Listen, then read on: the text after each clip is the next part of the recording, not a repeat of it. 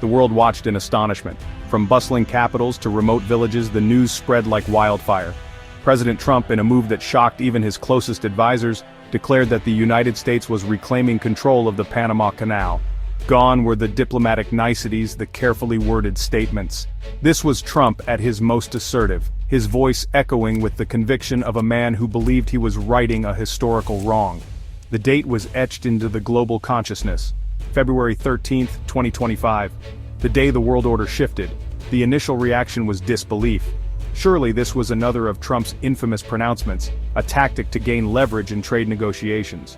But as the initial shock subsided, a chilling realization dawned. This was no bluff. The United States was prepared to use its military might to seize control of one of the world's most vital waterways. The internet exploded. Social media became a battleground of opinions, a cacophony of praise and condemnation. News channels went into overdrive, their screens filled with images of Trump's defiant face and the shimmering waters of the Panama Canal. The world held its breath, waiting to see how this audacious power play would unfold. The stakes could not have been higher.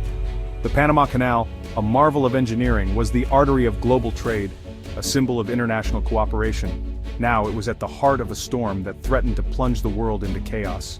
Standing behind the presidential podium, his face a mask of grim determination, Trump addressed the nation. His words were measured, calculated to justify a move that had sent shockwaves across the globe.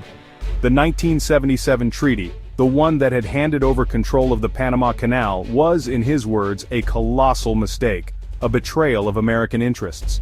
Trump painted a picture of a United States being taken advantage of. Unfair trade deals, he argued, had allowed other nations to prosper at America's expense. The Panama Canal, a vital artery of global commerce, was a prime example. It was time, he declared, to reclaim what was rightfully America's. National security, a familiar refrain in Trump's rhetoric, was invoked. The canal, he insisted, was vulnerable to terrorism and could be used by hostile nations to disrupt American interests. Only by taking direct control could the United States guarantee the security of this critical waterway. And then came the accusations of mismanagement. The Panamanian government, Trump alleged, had failed to maintain the canal properly, jeopardizing its efficiency and safety. The time for talk was over. Action was needed, decisive action. And he, Donald J. Trump, was the man to take it. The reaction within the United States was immediate and deeply divided. Trump's core supporters, energized by his defiance of international norms, roared their approval. This was Trump the strongman, putting America first, no matter the cost. Rallies were organized, flags were waved, and chants of USA, USA filled the air. But elsewhere, a sense of unease, even fear, began to take hold. This was not the America they knew, the beacon of democracy and the rule of law. This was something different, something unsettling.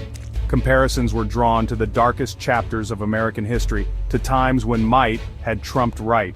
Legal experts decried the move as a blatant violation of international law, a reckless act of aggression that would have dire consequences. Politicians, even those within Trump's own party, expressed their reservations, warning of the damage this would do to America's standing in the world.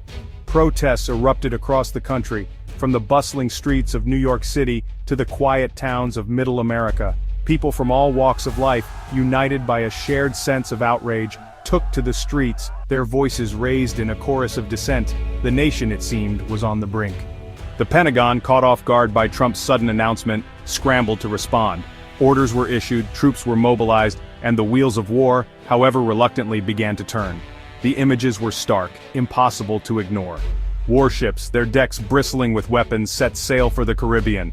Fighter jets roared into the sky, their payloads hinting at the destructive power they carried. Within the ranks of the military, the mood was a mixture of apprehension and resignation.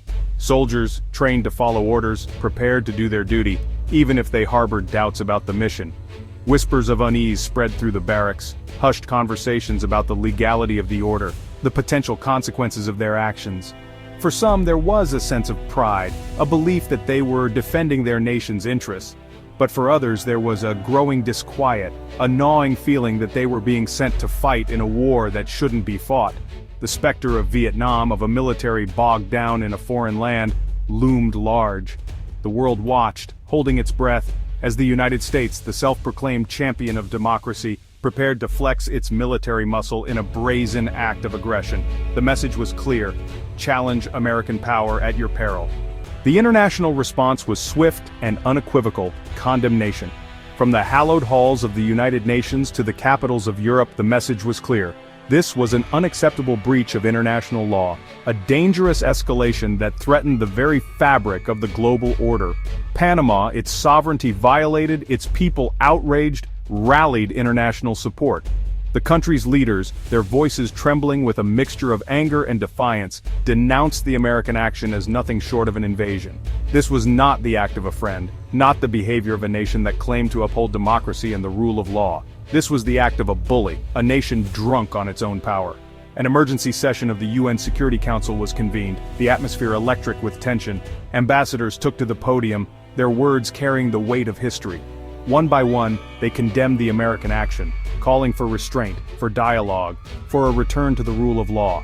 Even America's closest allies, nations bound by treaties and shared history, struggled to find words to defend the indefensible. Some, caught between their alliances and their principles, issued carefully worded statements expressing their concern and urging restraint. Others, their patience worn thin by years of Trump's erratic behavior, were less diplomatic, their words stinging with barely concealed anger and disappointment. The world, it seemed, had finally had enough. As the world grappled with the implications of America's audacious move, all eyes turned to the east, to a nation that had watched the unfolding drama with a mixture of amusement and quiet calculation: China. The Middle Kingdom, with its growing economic and military might, had long been seen as a potential challenger to American hegemony. Now, as the United States seemed intent on alienating its allies and undermining the international order, China sensed an opportunity. Officially, China condemned the American action, echoing the chorus of international disapproval. But behind the carefully crafted statements, there was a sense that China, like a shrewd chess player, was positioning itself to take advantage of the unfolding chaos. Latin America, once considered America's backyard, had become a key battleground in China's quest for global influence. Billions of dollars in loans and investments had flowed from Beijing to the region, cementing ties and securing access to vital resources. Now, with the United States seemingly intent on alienating its southern neighbors, China saw a chance to further expand its influence. The Belt and Road Initiative, China's ambitious plan to reshape global trade routes, took on a new significance. With the Panama Canal under American control, China's alternative routes through Central Asia and Southeast Asia became increasingly attractive. The message was clear: the world did not need America, not anymore. The economic fallout from Trump's Panama gamble was immediate and far-reaching. Global markets, already on edge, went into a tailspin. The dollar, once a symbol of stability, plummeted in value. Investors, their confidence shaken, fled for safer ground.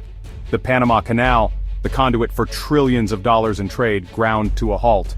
Ships, laden with cargo, were stranded at either end, their owners facing mounting losses. Supply chains, the intricate networks that underpinned the global economy, were thrown into disarray.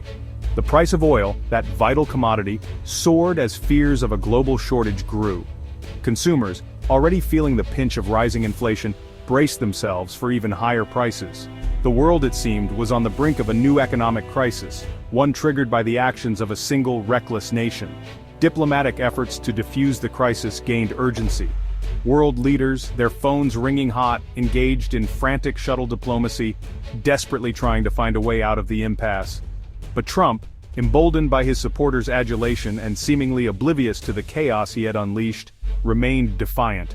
The world held its breath, praying for a miracle, dreading the alternative. The world, in the wake of Trump's Panama power play, was a different place, a more uncertain and dangerous one. The old order, the one that had governed international relations for decades, lay in tatters, shattered by a single act of aggression. Alliances, once considered unshakable, were strained to the breaking point.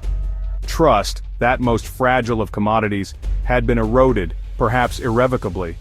The United States, once seen as a beacon of democracy and the rule of law, was now viewed with suspicion and distrust, its actions speaking louder than its words. The long-term consequences of Trump's gamble were impossible to predict with any certainty. Would this be the start of a new era of American unilateralism, a world where might made right? Or would it serve as a wake-up call, a catalyst for a new era of international cooperation? one built on mutual respect and the rule of law? The answers to these questions, and to the countless others that haunted a world on edge, remained elusive. One thing, however, was certain. The world had entered a new chapter, one fraught with danger and uncertainty. The future, once bright with promise, now seemed shrouded in a dark cloud of doubt.